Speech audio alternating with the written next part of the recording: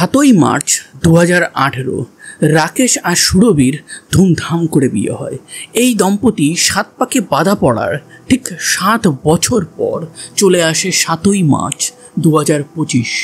এই দিন রাকেশ তার ওয়াইফ সুরভিকে অ্যানিভার্সারিতে থার গাড়ি গিফট দেয় এবং এই থার গাড়ি গিফট পেয়ে সুরভি রীতিমতন top of the world feel করছিল। কিন্তু এই দম্পতি জানতো না যে তাদের জীবনে ঠিক 15 দিন পর এমন একটা কালো অধ্যায় আসতে চলেছিল যেটার কোনো শেষ নেই, যেটা ছিল অনন্ত।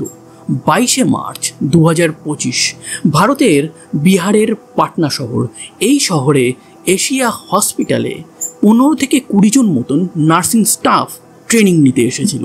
তারা অন্য হসপিটাল থেকে এসেছিল এবং তাদের যে ট্রেনার আছে তারাও অন্য হসপিটাল থেকে তাদেরকে ট্রেনিং দিতে এসেছিল। ঠিক 3টের সময় তাদের ট্রেনিং শেষ হয়ে যায়। ট্রেনিং শেষে ওই 20 জন মেম্বার ওই রুমে বসেই তারা খাওয়া দাওয়া করছিল এবং একটু আড্ডা মারছিল। তো হঠাৎই তাদের মধ্যে একজন বলে ওঠে, পাশেই ডাইরেক্টরের রুম আছে, আমাদের এই হই হট্টাগোল যদি তারা শুনে নেয় পরবর্তী সময় ক্যাম্পাসিংয়ে প্লেসমেন্টে অনেক প্রবলেম হবে, এই কারণে আমাদের চুপ থাকাই শ্রেয়। তো একজন বলে ওঠে, একটু গিয়ে দেখেই আয় না আদতেও ডাইরেক্টর নিজের রুমে আছে না সে অন্য কোথাও গেছে। তো একজন ওই রুম থেকে বেরিয়ে সোজা ডাইরেক্টরের রুমে যায়। সে গিয়ে দেখে যে ডাইরেক্টরের রুমটা লক করা নেই, হালকা করে ভেজানো আছে। সে একটা দরজা হালকা করে খুলে যখন উঁকি মেরে দেখে যে ডাইরেক্টরের রুমে কেউ নেই, সে দরজাটা বন্ধ করে আবার চলেই আসছিল। হঠাৎই তার মনে হলো সে মেঝেতে কিছু একটা দেখেছে। সে আবার সেই রুমের দরজাটা খুলে সে দেখে সমস্ত মেঝেটাই রক্তে একদম ভেসে গেছে। সে সাহস করে সেই রক্ত টপকে ডাইরেক্টরের টেবিলের পিছন দিকটা দেখার চেষ্টা করে এবং দেখা মাত্রই সে দেখে যে ওখানে একটা নারী শরীর পড়ে আছে এবং সে চিৎকার করে ওখান থেকে বেরিয়ে এসে সবাইকে জানায় ব্যাপারটা এবং সবাইকে জানানোর পর সবাই মিলে 2nd ফ্লোর থেকে 1st ফ্লোরে গিয়ে রিসেপশনে পুরো ব্যাপারটা বলে। সঙ্গে সঙ্গে হসপিটালের প্রায় সমস্ত মেম্বার ওইখানে চলে আসে। তারা ডাইরেক্টরের রুমে ঢুকে এবং রুমে ঢুকে তারা দেখতে পায় যে তাদের ডাইরেক্টর সুরভি রক্তাক্ত অবস্থায় তার নিজের চেম্বারেই পড়ে আছে। তাকে ওখান থেকে উদ্ধার করে তারা হসপিটালের এমার্জেন্সি রুমে নিয়ে যায়। এই এমার্জেন্সি রুমে গিয়ে তারা ভালো করে দেখতে পায় যে সুরভির গায়ে অনেকগুলো ছিদ্র আছে। তার এক্সরে হয় এবং এক্সরে করার পর তারা বুঝতে পারে যে সুরভিকে একাধিকবার গুলি করা হয়েছে। কিন্তু কে গুলি করলো, কেন গুলি করলো, কখন গুলি করলো, এই কোশ্চেনগুলো তখন থেকেই ওঠা শুরু হয়েছে। কিন্তু গুলি লাগার ব্যাপারটা তারা বোঝা মাত্রই বুঝতে পারে যে এটা তাদের হাতের বাইরে চলে গেছে। সঙ্গে সঙ্গে তারা তাদের ওই হসপিটালের অ্যাম্বুলেন্সেই 25 কিলোমিটার দূরে পাটনা এইমসে তাকে নিয়ে যায়। অলরেডি তার হাজব্যান্ড এই হসপিটালের মালিক এবং মেইন ডাইরেক্টর রাকেশকে ফোন করে পুরো ব্যাপারটা জানিয়ে দেওয়া হয়েছে। রাকেশ সেই দিন ওই হসপিটালের অন্যান্য ডিলিংসের জন্যই একটা মিটিংয়ে পাটনা শহরের অন্য এক প্রান্তে ছিল এবং সে এই খবরটা পাওয়া মাত্রই পাটনা এইমসে চলে যায় এবং পাটনা এইমসে সে যখন পৌঁছেছে সে জানতে পারে যে তার ওয়াইফকে এখানে ব্রট ডেড আনা হয়েছিল। সে কাঁদতে শুরু করে এবং কাঁদতে কাঁদতেই তার শ্বশুর মশাইকে সে ফোন করে। প্রথমে সে গুলি লাগার ব্যাপারটা বলেনি, সে বলে যে তার মেয়ে অসুস্থ হয়ে চেম্বারের মধ্যেই পড়ে গেছে। যখন তার শ্বশুর পাটনা এইমসে আসে তখনই তাকে বলা হয় যে তার মেয়ের অনেকগুলো গুলি লেগেছে এবং তার মেয়ে মৃত। এই খবরটা শোনার পরেই সুরভির বাবা মাথা ঘুরিয়ে ওখানেই পড়ে যায় এবং সে তার হাতে ফ্র্যাকচার করে নেয়। কিন্তু এখানে মেইন কোশ্চেনই হচ্ছে যে কে, কেন, কিভাবে, কখন তার নিজের চেম্বারেই এইভাবে হত্যা করলো। এটা হত্যা নাকি সুরভি এই কর্মকাণ্ডটা নিজেই করেছে? এই ঘটনাটা প্রথম নজরে আসে ঠিক 3টের সময়। এরপর নিয়ার অ্যাবাউট 1.5 ঘন্টা কেটে গেছে। এইমসে আসার পর সুরভিকে মৃত বলে ঘোষণা করা হয়েছে। তখনই পুলিশের কাছে খবর চলে যায়, পুলিশও চলে আসে। পুলিশের একটা টিম সোজা চলে যায় এশিয়া হসপিটালে এবং আর একটা টিম চলে আসে এই পাটনা এইমসে। পাটনা এইমসেই এই সুরভির ময়না তদন্ত শুরু হয় এবং সেই ময়না তদন্তের একদম বেসিক রিপোর্টেই বলা হয় যে সুরভির সাথে অনেক মারপিট করা হয়েছে এবং মারপিট শেষে তাকে 7টা গুলি করা হয়েছে। পুলিশের একটা টিমের কাছে যখন ময়না তদন্তের এই খবর আসে তখন পুলিশের আর একটা টিম একদম হতাশায় বসে গেছে। কেন? তারা যখন ক্রাইম সিনে যায়, গিয়ে দেখে যে সেই ডাইরেক্টর মানে সুরভির রুমে কোনো কিছুই নেই। মেঝেতে রক্ত একদম পরিষ্কার, টেবিলের উপর অনেক সিম রাখা আছে, ব্যাগ রাখা আছে, কিছু কাগজপত্র রাখা আছে, একটা মদের বোতল রাখা আছে, একটা গ্রে কালারের টুপি রাখা আছে এবং দেওয়ালে 7টা গুলির দাগ লাগানো আছে। টেবিলের উপর একটা গুলির খোলও রাখা আছে। এই সমস্ত পাজেল দেখে পুলিশও রীতিমতন পাজেলড হয়ে যায়। নিউজ মিডিয়ার যেসব রিপোর্টাররা ওখানে পৌঁছেছিল তারা বারবার পুলিশকে জিজ্ঞাসা করে যে এই কেসে কে সুরভিকে মেরেছে। কিছুই তারা বলতে পারছিল না, কেন কি তারা নিজেরাই পাজেল। এই ক্রাইম সিন পরিষ্কার কে করলো, এটাই পুলিশের কাছে সব থেকে বড় চিন্তার ছিল।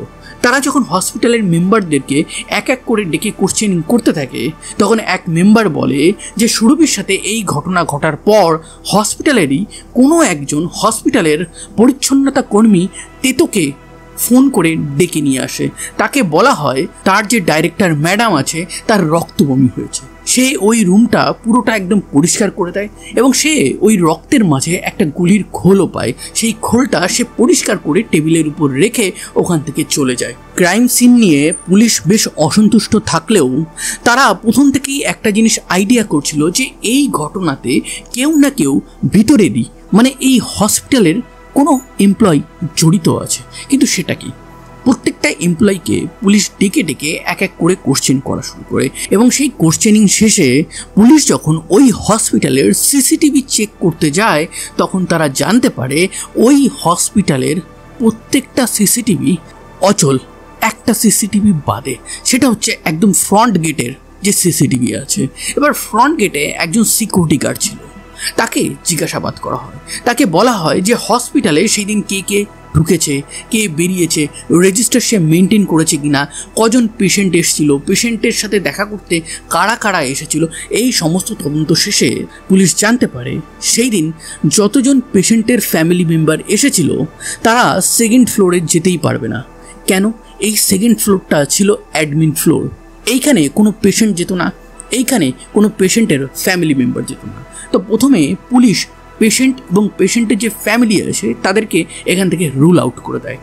যতজন কর্মচারী ছিল তাদেরকে জিজ্ঞাসাবাদ করে সেইভাবে তেমন তো কোনো ডেটা পায়নি বা পুলিশের তেমন তো কোনো সন্দেহ হয়নি, কিন্তু তাদেরকে তদন্তের বাইরে পুলিশ একবারের জন্য রাখছে না। তাদের উপর সন্দেহ রেখেই তারা সিকিউরিটি গার্ডের সাথে ভালো করে কথা বলে এবং কথা বলে জানতে পারে যে সেই দিন সন্দেহজনক গতিবিধি সে দেখেনি। কোনো ব্যক্তি রেজিস্টারে সাইন না করে সেই দিন ভিতরে ঢুকেনি এবং সেই সমস্ত কিছু সামনের গেটে লাগানো সিসিটিভি ক্যামেরার ফুটেজে একদম ক্লিয়ারলি দেখা যায়। যদি কেউ নাই ঢুকে থাকে তাহলে সুরভিকে এইভাবে মারলো কি করে? যদি ওই হসপিটালে কেউ ঢুকেই না থাকে তাহলে সুরভির সাথে এই কর্মকাণ্ড কে ঘটালো? আচ্ছা, সুরভির সাথে যদি এই কর্মকাণ্ড ওই হসপিটালেরই কোনো কেউ ঘটিয়ে থাকে তাহলে পাশের রুমেই যারা ট্রেনিং নিচ্ছিল তারা গুলির আওয়াজ শুনলো না কেন? তাহলে সুরভিকে গুলি কি করা হয়েছিল এই ট্রেনিং মেম্বাররা আসার আগেই? সেই ব্যাপারে যখন যারা ট্রেনিং নিতে এসেছিল তাদেরকে জিজ্ঞাসা করা হয়, তারা বলে যে আমরা ডাইরেক্টরের রুম থেকে কোনো আওয়াজই পাইনি, এই কারণেই আমরা ডাইরেক্টরের রুমটা চেক করতে গেছিলাম। তো যারা ট্রেনিং নিতে এসেছিল এবং তাদেরকে যারা ট্রেনিং দিচ্ছিল তাদেরকেও জিজ্ঞাসাবাদ করা হয় এবং এই জিজ্ঞাসাবাদে তাদেরকেও মোটামুটি তাদের সন্দেহের আওতা থেকে বাইরে রেখে দেওয়া হয়। এবার শেষমেশ পুলিশের কাছে ওই হসপিটালের যত এমপ্লয়ি আছে তারাই একমাত্র বেঁচে থাকে। তাদেরকে আবার ভালো করে জিজ্ঞাসাবাদ করা হয় এবং এই জিজ্ঞাসাবাদের মাঝেই পুলিশ যখন ওই পুরো হসপিটালটাকে আবার ভালো করে চেক করে তখন তারা দেখতে পায় যে এই হসপিটালে এন্ট্রি নেওয়ার জন্য 3টে গেট আছে। এই 3টে গেটের মধ্যে একটা সামনের গেট, সেই গেটে সিসিটিভিও লাগানো আছে, সিকিউরিটি গার্ডও আছে, আর বাদ বাকি 2টো গেট দীর্ঘদিন ধরে বন্ধ আছে এবং সেই বাদ বাকি 2টো গেটে কোনো সিসিটিভি ক্যামেরাও নেই। তো পুলিশ এই জায়গাতে এসে একটা ডেড এন্ডে পৌঁছে গেছে এবং এই ডেড এন্ডে এসে তারা ডিসাইড করে যে ওই হসপিটালে কোনো সিসিটিভি ওয়ার্ক না করলেও অন্যান্য পাশে যত বিল্ডিং আছে সেইখানে নিশ্চয়ই তো সিসিটিভি ক্যামেরা আছে। বরাবর যতগুলো বিল্ডিং আছে সেই সমস্তগুলো এক এক করে পুলিশ যখন চেক করতে থাকে তখন বেশ কিছু বিল্ডিংয়ে তারা সিসিটিভি ক্যামেরা দেখতে পায় এবং সেই সিসিটিভি ক্যামেরা থেকে তারা ফুটেজ সংগ্রহ করে দেখতে শুরু করে এবং সেই জিনিসটা দেখতেই তাদের সামনে একটা জিনিস ভেসে ওঠে। সেটা হচ্ছে যে দুপুরবেলা ঠিক একটার সময় এক ব্যক্তি একটা টুপি পরে পিছনের গেট থেকে এন্ট্রি নেয়। এবার পিছনের গেটের যে তালা ছিল সেটা কি সে ভেঙেছে? এই জিনিসটা সিসিটিভিতে দেখা যাচ্ছে না, কিন্তু সে এন্ট্রি নিয়েছে এটুকু ক্লিয়ার কাট বোঝা যাচ্ছে এবং সেই এন্ট্রি নিয়ে ওই গেট থেকেই সে বেরোয় 2:30টার সময়। সেই সময় তার মাথায় টুপি ছিল না। সিসিটিভিতে টুপির কালার ঠিক বোঝা যাচ্ছিল না, কিন্তু তারা আইডিয়া করে ডাইরেক্টরের রুমে যে গ্রে কালারের টুপিটা তারা টেবিলের উপর পেয়েছিল এটা সেই টুপি।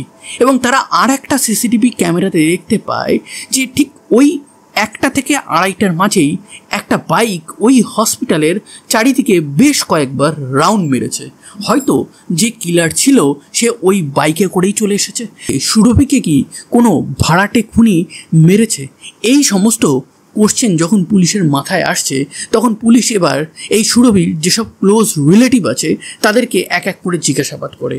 সুরভির হাজব্যান্ড যে রাকেশ আছে তাকেও জিজ্ঞাসাবাদ করে এবং এই রাকেশ প্রথমবার যে স্টেটমেন্ট দিয়েছে, দ্বিতীয়বার অন্য টাইপের স্টেটমেন্ট দিয়েছে, তৃতীয়বার অন্য টাইপের স্টেটমেন্ট দিয়েছে। তার একটাই বক্তব্য ছিল, যখন এই পুরো ঘটনাটা ঘটেছে সেই সময় সে অন্য একটা মিটিংয়ে ছিল, তার কাছে সেই জিনিসের প্রমাণও আছে এবং এই সুরভিকে সেই দিন ঠিক সে 12:15 সময় এই হসপিটালে ড্রপ করে।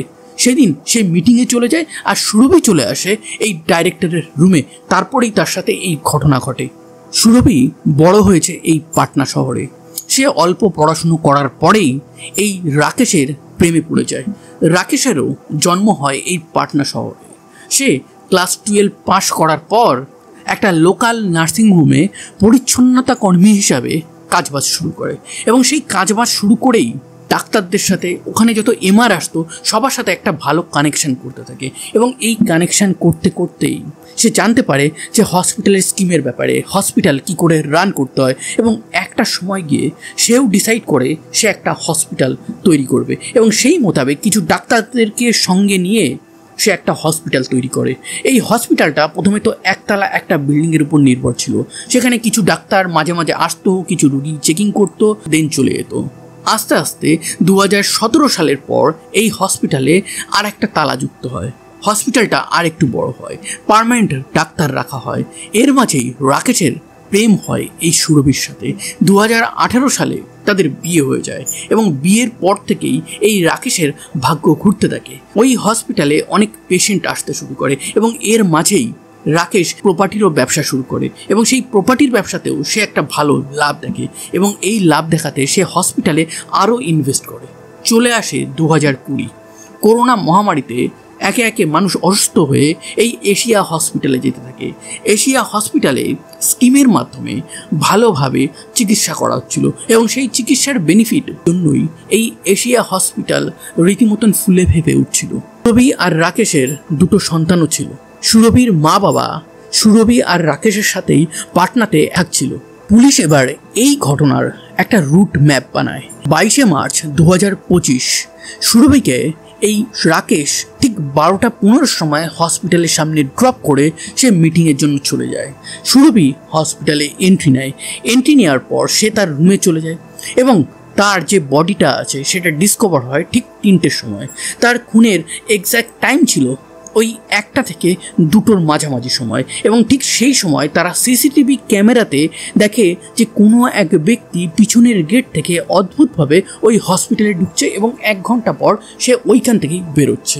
তো আপাতত এইটুকুতে পুলিশ বুঝতে পারে যে এই ঘটনাতে ভিতরের কেউই জড়িত আছে এবং সেইখানে তাদের সবথেকে বড় সন্দেহ কিন্তু এই সুরভির হাজব্যান্ড এবং এই হসপিটালের ডাইরেক্টর রাকেশের উপর। তদন্তে পুলিশ জানতে পারে যে হসপিটাল এক্সপ্যান্ড করার একটা কাজে এই রাকেশ লেগে পড়েছিল এবং তার জন্য হসপিটালের পিছনে একটা বড় লেভেলের প্রপার্টি সে কেনার প্ল্যান করছিল। কিন্তু বিহারে একটা প্রবলেম আছে, ওখানে তুমি যাই করতে চাও না কেন ওখানকার লোকাল যে গ্যাংস্টার আছে তাদেরকে হপ্তা হুসুলি তোমাকে দিতেই হবে। তো সেই ক্ষেত্রে পুলিশ দেখতে থাকে যে এই সুরভির কোনো কি শত্রু আছে। তো তারা চেক করে জানতে পারে যে সুরভির সেইভাবে কোনো শত্রু নেই। এই সুরভি আগে তেমন একটা হসপিটালে আসতো না, সে হাউস মেকার হিসেবেই বাড়িতেই থাকতো। পুরো হসপিটাল, প্রপার্টির বিজনেস সবটাই রাকেশ দেখতো। কিন্তু 3-4 মাস আগে থেকেই এই রাকেশের ব্যবসাতে সুরভি মনোযোগ দেয়। তো পুলিশ এখানে একটা কোশ্চেন তোলে যে কেন সুরভির হঠাৎ করে এই হসপিটাল এবং ব্যবসার দিকে নজর বাড়াতে হলো। রাকেশ এখানে কি কোনোভাবে পিছিয়ে পড়ছিল? রাকেশের কি কোনো শত্রু আছে? সেই জিনিসটা দেখতে গিয়ে তারা দেখে যে রাকেশ এই ব্যবসা করতে গিয়ে অনেক ছোট বড় শত্রু বানিয়ে ফেলেছে। পুলিশ সেই ব্যাপারে যখন তদন্ত করে তারা জানতে পারে যে এই রাকেশের যেসব শত্রুরা আছে তারা সুরভি হত্যাকাণ্ডের সাথে অন্তত সেইভাবে কোনোভাবে জড়িত না। পুলিশের কাছে আরও একটা কোশ্চেন আসে যে এটা একটা হসপিটাল এবং হসপিটালে যেসব ডাক্তার নার্স আছে তারা সরকারি হসপিটালের মতো ময়নাতদন্তের ব্যাপারটা না জানলেও তারা অন্তত এইটুকু জ্ঞান রাখে যে কোনো একটা ক্রাইম সিন সেইখানে এইভাবে পরিষ্কার করা যায় না। তাহলে এই ক্রাইম সিনটা কেন পরিচ্ছন্নতা কর্মী তেতো পরিষ্কার করলো? এবার তেতোকে ডেকে জিজ্ঞাসাবাদ শুরু হয় এবং তেতো বলে যে এই হসপিটাল থেকে সে 3টের সময় বেরিয়ে যায় তার বাড়ির জন্য। তাকে ঠিক 3:45-র সময় হসপিটালেরই কোনো এক ব্যক্তি ফোন করে বলে যে ম্যাডামের প্রচণ্ড রক্ত বমি হচ্ছে, তো সে রুমে রক্ত বমি করেছে, সেটা তোমাকে পরিষ্কার করতে হবে। এবং সেই মোতাবেক সে ওখানে এসে পরিষ্কার করে সে আবার বাড়ি চলে যায়। তাকে এই অর্ডারটা কে দিয়েছিল সেই জিনিসটা পুলিশের জানার বাকি ছিল। সুরভির গুলি লেগেছে এই ব্যাপারটা তারা বুঝতে পেরে আরও বেটার চিকিৎসার জন্য এইমসে নিয়ে যায়, কিন্তু এইমস 25 কিলোমিটার দূরে। সেইখানে যেতে যেতেই তো এই সুরভির প্রাণ বেরিয়ে যাবে, সেটা তো ওই হসপিটালেরই ডাক্তাররা বুঝতে পারছিল। তাহলে নিয়ারেস্ট যেসব আরও বড় বড় হসপিটাল ছিল প্রাইভেট এবং সরকারি সেইখানে কেন নিয়ে গেল না? এই দুটো কোশ্চেন ভিত্তি করে যখন ওই হসপিটালের সমস্ত এমপ্লয়ি এবং ওই হসপিটালের মালিক এবং সুরভির হাজব্যান্ড রাকেশকে জিজ্ঞাসা করা হয়, প্রত্যেকেরই স্টেটমেন্টে অনেক রকমের কিন্তু দেখা যায় এবং এই কিন্তু থেকেই পুলিশ আরও কনফিউজ হয়ে যায়। পুলিশ এবার ডাইরেক্টলি কিছু জানতে না পেরে খবরিতের কাজে লাগিয়ে দেয় এবং এই খবরিতের কাজে লাগানোর মাধ্যমেই তারা জানতে পারে যে এই রাকেশ আর সুরভির যে দাম্পত্য জীবন আছে সেটা বাইরে থেকে দেখলে মনে হবে একটা পারফেক্ট কাপল, কিন্তু ভিতরে ভিতরে অনেক কিছুই চলছিল। তাদের সম্পর্কে ঘুম ধরে গেছিল। অ্যাকচুয়ালি এই সুরভি একটা হাউস ওয়াইফ ছিল, সে খুব একটা হসপিটালে আসতো না, কিন্তু রিসেন্টলি সে দেখে যে তার হাজব্যান্ড রাকেশ রাতের পর রাত বাইরে থাকতো। সে হসপিটাল নিয়ে তার ব্যবসা নিয়ে বেশ অনীহা প্রকাশ করতো। ব্যবসায়ী থেকে সে বেশ কিছু লস অকার করেছিল। এই জিনিসটা দেখার পরেই সে হসপিটালে যেতে থাকে এবং এই হসপিটালে যাওয়ার পরেই সে বুঝতে পারে যে এই হসপিটালে একটা বড় সড়ো ঘাপলা চলছে। এই হসপিটালের অ্যাকাউন্টসে 2 কোটি টাকার একটা ঘাপলা সে ধরে ফেলে এবং এই ব্যাপারে সে যখন রাকেশকে জিজ্ঞাসা করে, রাকেশ আর তার সাথে বেশ ঝামেলা হয়। তখন সুরভি ভাবতে থাকে যে কেন রাকেশ নিজের হসপিটালেই 2 কোটি টাকার ঘাপলা করবে, এটা তো মানা যাচ্ছে না। তাহলে এর পিছনে অন্য কেউ আছে বা কেউ ঘাপলা করছে, সেই জিনিসটা রাকেশ জানতে পেরেও হয়তো কিছু বলতে পারছে না, তাকে হয়তো কেউ ফাঁসাচ্ছে। সুরভি যখন হসপিটালের ভিতরে আলো ভালো করে খোঁজ নেয় তখন সে জানতে পারে যে একজন মেম্বার যে আগে নার্স ছিল যার নাম হচ্ছে আলকা সিং, সে রিসেন্টলি 6 মাস আগেই একটা প্রমোশন পেয়ে হয়ে যায় HR ম্যানেজার এবং এই HR ম্যানেজার হওয়ার পরেই তার ভাই যে ওই হসপিটালের কোনো কর্মীই না, সে ওখানে ঢুকতে থাকে, সে ওখানে পেশেন্টদের রুমে যেতে থাকে, নানানভাবে দাদাগিরি ওই হসপিটালে ফলাতে থাকে। ইভেন সুরভির উপরেও এই আলকা এবং আলকার ভাই দুজনে মিলে দাদাগিরি দেখাতে থাকে এবং এই দাদাগিরির ব্যাপারটা সুরভি কোনোভাবেই মানতে পারছিল না। সুরভি বুঝতে পারছিল যে রাকেশের সাথে এই আলকার কোনো না কোনো একটা রিলেশন আছে এবং সেই জিনিসটাই জানতে পেরে যায় সুরভি। সুরভিকে ওই হসপিটালেরই এক মেম্বার বলে যে হয়তো রাকেশের সাথে এই অলকার একটা অবৈধ সম্পর্ক আছে এবং সেই অবৈধ সম্পর্কের সুযোগ নিয়েই আলকা এবং তার ভাই তারা দুজন মিলে এই হসপিটালের ফান্ড থেকে অনেক টাকার ঘাপলা করছে। আলকা বিবাহিত ছিল কিন্তু তার বিয়ে খুব একটা সুখকর ছিল না। সে হাজবেন্ড থেকে আলাদা থাকতো। সমস্ত প্রমাণ দেখে পুলিশ অ্যারেস্ট করে এই রাকেশ এবং ওই হসপিটালের HR manager Alka, HR head Masud এবং অলকার ভাইকে। এদেরকে জিজ্ঞাসাবাদে আরও অনেক তথ্য বেরিয়ে আসে এবং সেই তথ্যগুলো কিছুটা এইরকম ছিল যে এই রাকেশ আর অলকা প্ল্যান করেই এই কর্মকাণ্ড ঘটিয়েছে। এই খুনের প্ল্যান 1 মাস আগেই হয়ে গেছিল এবং সেই প্ল্যান মোতাবেকই এই হসপিটালের HR হেড মাসুদ সে কর্মচারীদের CCTV বন্ধ করে দেয়। কর্মচারীরা যখন জিজ্ঞাসা করে যে CCTV কেন বন্ধ করব, তখন সে বলে যে এই CCTVগুলো অনেক পুরনো হয়ে গেছে, এগুলোকে রিপ্লেস করতে হবে তাই। কিন্তু সেই রিপ্লেসমেন্টটা আর কোনোদিনও হয়নি। ওই হসপিটালে সেদিন ট্রেনিং চলছিল, কিন্তু সেই দিন ট্রেনিং হওয়ারই কথা ছিল না। এই মাসুদ সেই নানান হসপিটালে ফোন করে ওই ট্রেনিংয়ের ব্যবস্থা করে এবং ওই ট্রেনিংটা শুরু হওয়ার আগেই সুরভিকে হত্যা করা হয়। সুরভিকে হত্যা করার পর তার টেবিলে অনেকগুলো সিম রাখা হয়, মদের বোতল রাখা হয়, মাথার ক্যাপ রাখা হয়, যাতে পুলিশ তদন্তের দিক হারিয়ে ফেলে। এরা আপাতত সবাই জেলেই আছে, খুব তাড়াতাড়ি কোর্টে ট্রায়াল শুরু হবে। তো এই কেসে আর কোনো যদি আপডেট আসে সেটা আমি অবশ্যই আপনাদেরকে জানিয়ে দেবো। তো এই ছিল আজকের একটা ভেরি ইন্টারেস্টিং ট্রু ক্রাইম ঘটনা। এইরকম রিয়েল লাইফ ট্রু ক্রাইম ঘটনা ইন স্টোরি ফরম্যাটে যদি আপনারা শুনতে চান তাহলে অবশ্যই আমার চ্যানেলটিকে সাবস্ক্রাইব করবেন এবং আজকের ঘটনা যদি আপনাদের প্রভাবিত করে তাহলে একটা লাইক করবেন, একটা কমেন্ট করবেন এবং বন্ধুদের গ্রুপে অবশ্যই শেয়ার করে দেবেন। ধন্যবাদ। আবার দেখা হবে নতুন কোনো এক ভেরি ইন্টারেস্টিং ট্রু ক্রাইম ঘটনার সাথে।